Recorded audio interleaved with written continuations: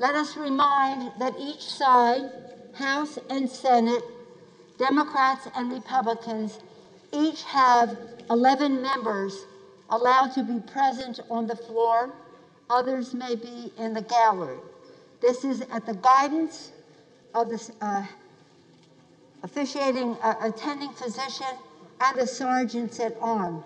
The gentleman on the Republican side of the aisle will please observe the social distancing and agree to what we have 11 members on each side so that we can responsibilities to this chamber, to this responsibility, and to this House of Representatives.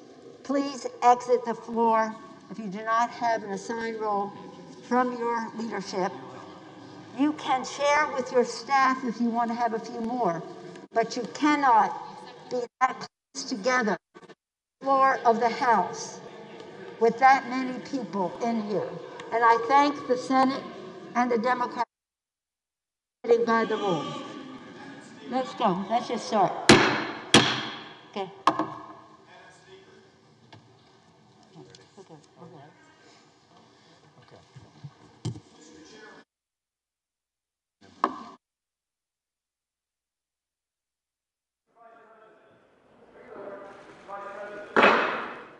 Madam Speaker and members of Congress, pursuant to the Constitution and the laws of the United States, the Senate and House of Representatives are meeting in joint session to verify the certificates and count the votes of the electors of the several states for President and Vice President of the United States. After ascertainment has been had that the certificates are authentic and correct in form, the tellers will count and make a list of the votes cast by the electors of the several states. The tellers on the part of the two houses have taken their places at the clerk's desk. Without objection, the tellers will dispense with the reading of the formal portions of the certificates. After ascertaining that the certificates are regular in form and authentic, the tellers will announce the votes cast by the electors for each state, beginning with Alabama, which the parliamentarians advise me is the only certificate of vote from that state and purports to be a return from the state, and that has annexed to it a certificate from an authority of that state purporting to appoint or ascertain electors. Mr. Blunt. For what purpose does the gentleman from Virginia rise? Point of order, parliamentary inquiry, Mr. Vice President. In order to follow with the Speaker's instructions that only a limited number of people be on the floor, may I ask how one would make an objection or make a parliamentary inquiry in the future if you're not on the floor but in the gallery? Just under section 18, just read the first one.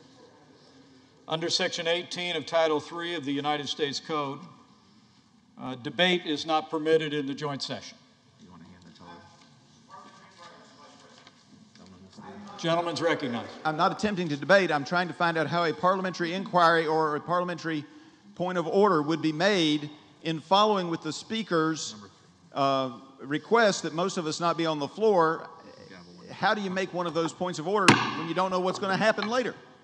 Respectfully, the gentleman's parliamentary inquiry constitutes debate, which is not permitted in the joint session under Section 18 of Title III United States Code.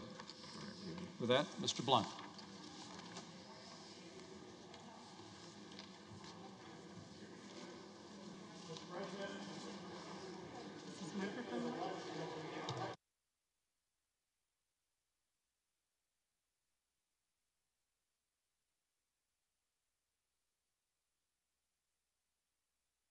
I don't think it's on.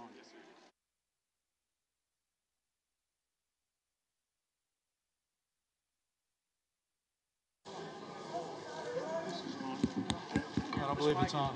It's not on.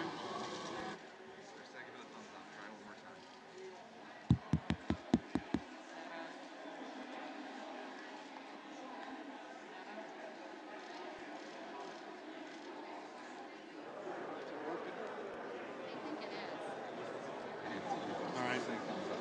Okay.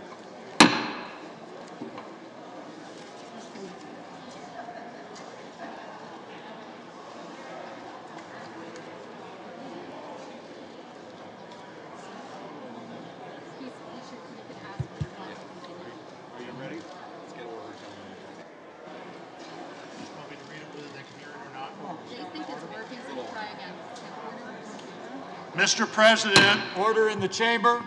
Mr. President, Gentlemen will continue. the certificate of the electoral vote of the state of Alabama seems to be regular in form and authentic, and it appears therefrom that Donald J. Trump of the state of Florida received 9 votes for president, and Michael R. Pence of the state of Indiana received 9 votes for vice president. Are there any objections to counting the certificate of vote of the state of Alabama that the teller has verified appears to be regular in form and authentic? Hearing none. This certificate from Alaska, the parliamentarians advise me, is the only certificate of vote from that state that purports to be a return from the state, and that has annexed to it a certificate from an authority of the state purporting to appoint and ascertain electors.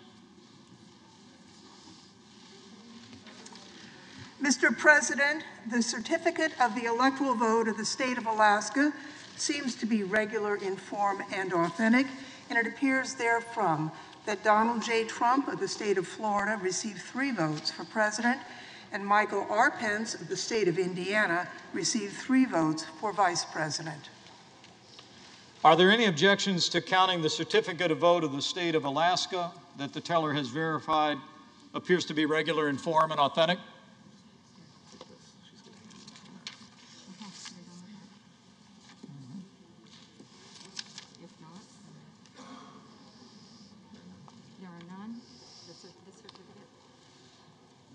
Hearing none, this certificate from Arizona, the parliamentarians advise me, is the only certificate of vote that the state purports to be a return from the state, and that has annexed to it a certificate from an authority of that state purporting to appoint or ascertain electors.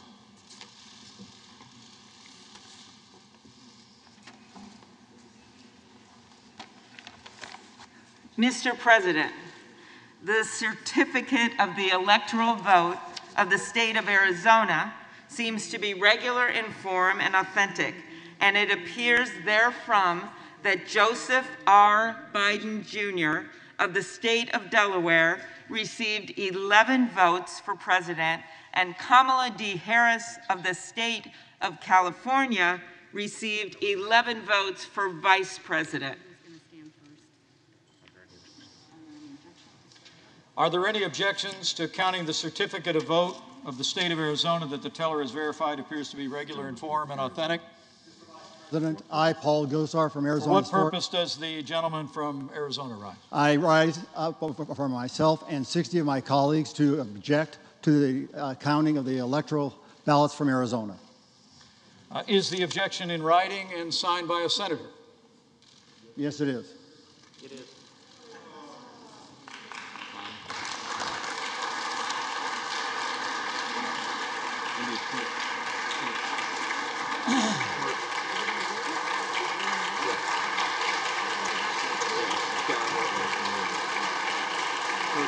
I need the next page.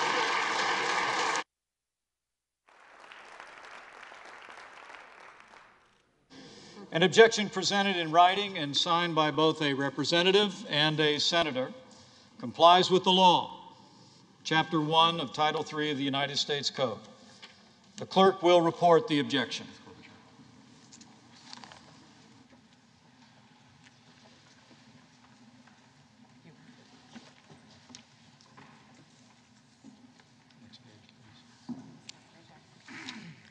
Objection to counting the electoral votes of the state of Arizona. We, a member of the House of Representatives and a United States Senator, object to the counting of the electoral votes of the state of Arizona on the ground that they were not, under all of the known circumstances, regularly given.